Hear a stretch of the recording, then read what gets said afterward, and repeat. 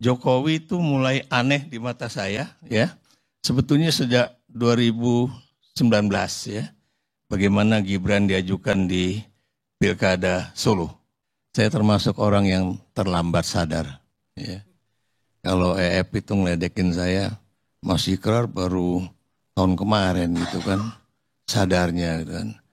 Saya bilang, kayaknya lu bener deh, gue salah gitu kan selama ini gitu kan. Tapi sebentar Prof, Apa? kenapa Profesor, Anda kan Profesor nih, Iya.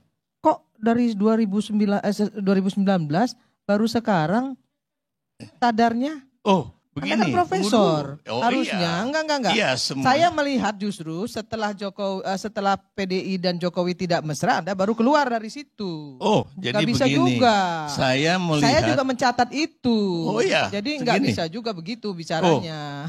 Bahwa persoalan Jokowi dengan Mega itu memang persoalan periode ketiga, ya, yang tidak ingin diberikan oleh Megawati. Kenapa? Karena itu bertentangan dengan konstitusi, ya. Jadi itu memang benar dilakukan, ya. Kalau dikatakan tadi loh, kok Puan kok ngasih? Puan juga merasa akan ada sandera. Salah Prof. Apa? Puan bukan ngasih. Puan mengatakan ke publik bahwa Pak Jokowi tidak pernah minta 3 periode. Betul. Mana ada presiden Indonesia yang pulangnya diantar rame-rame, digotong-gotong juga nggak ada, gitu ya. Semuanya juga kalau udah selesai ya selesai, gitu. Iya, goodbye. Dan yang namanya madu, ya lebah. Ya kalau di mana ada madu di situ ada lebah. Di mana ada gula di situ ada semut. Pada saat dia berkuasa ya dia dilulukan semua. Wah, saya juga jadi saksi kok di ILC ini. Siapapun yang nyerang Jokowi dulu, mohon maaf, koalisi Jokowi Ma'ruf itu semuanya pasang badan, termasuk Dedi, termasuk saya harus akui itu. Nah, tetapi tidak ada gading yang tidak retak. Tidak ada orang yang sempurna, pasti juga banyak kesalahan. Ya, jadi menurut saya, udahlah, kalau kita ini mau maju, ya jangan ribut terus. Kritik boleh, tapi selesai dong gitu ya. Yang jelek-jelek kemarin itu kata Pak Prabowo, yang jelek-jelek kemarin itu udahlah, hapuslah. Jadikanlah itu pelajaran dan pengalaman gitu. Kalau mau kita diskusikan sampai titik darah terakhir, ya kan siapa yang salah, siapa yang benar. Kemudian sampai ada yang ngomong pengadilan rakyat dan lain sebagainya. Saya terus terang aja ya, dalam 1 tahun ini saya nggak mau lagi diundang TV, nggak diundang media itu karena saya terlalu muak dengan semua diskusi-diskusi publik yang menurut saya itu tidak mencerminkan sesuatu yang membangun. Semua saling menyalahkan, semua saling membuli, semua saling memfitnah, mengolok-olok satu sama lain. Itu bukan jati diri bangsa Indonesia. Saya tidak mau membenci orang, karena ini adalah masalah dunia. Kalau masalah akhirat, baru kita perjuangkan mati-matian. Kalau masalah dunia, ngapain saya bertengkar sama Dedi atau bertengkar sama Pak Ikra? Bagi saya nggak penting banget saya harus mengeluarkan urat leher saya untuk membela seseorang. Ya, kemudian tali silaturahim saya menjadi rusak karena itu. Jadi saya cuman ingin kita semua di sini hari ini berkaca pada diri kita sendiri. Apa sih yang udah kita lakukan untuk bangsa dan negara ini? Apa? Tanya pada diri kita sendiri. Kalau kita belum bisa membuat sesuatu untuk bangsa dan negara ini, saya kira juga nggak perlu juga ngata-ngatain orang. Pak Jokowi salah, saya yang salah, banyak salahnya. Tapi apakah Pak Jokowi kemudian tidak punya kebaikan? Banyak juga kebaikannya. Hari ini kami menyampaikan kepada publik, menyampaikan kepada seluruh rakyat Indonesia, ya udah kita tinggalin. Kemudian kita bangun bangsa yang baru dengan satu ikatan persahabatan antar partai politik. Kritisi penting. Saya selalu menyampaikan begini. Pemerintah yang terlalu absolut pasti dia diktator. Tapi oposisi yang tidak negarawan, yang tidak nasionalis, pasti juga destruktif. Karena semuanya nanti apapun yang dibuat oleh pemerintah karena mereka oposisi, pasti semuanya ditolak. Semua dikatakan tidak baik. Dan itu selalu terjadi di Indonesia. Makanya kemarin waktu saya diundang di FISIP UI, saya bilang, kesalahan demi kesalahan yang terjadi di Republik ini, yang harus bertanggung jawab siapa? Partai politik. Karena partai politiknya pragmatis semua. Kalau partai politiknya nggak pragmatis, nggak mungkin bisa disandera.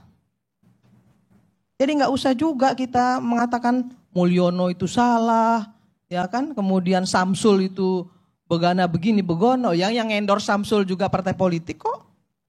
Siapa yang mau jawab? Yang mengendorse Samsul itu partai politik. Ya bapaknya senang-senang aja. Gitu. Ya kalau mau diperbaiki, ya perbaiki. Ayo perbaiki partai politiknya, jangan pragmatis. Sehingga nggak bisa disandera. Harus dibalik dong. Jangan malah dibalik kita seolah-olah kita merasa diri kita paling bersih, paling suci, paling benar. Enggak juga.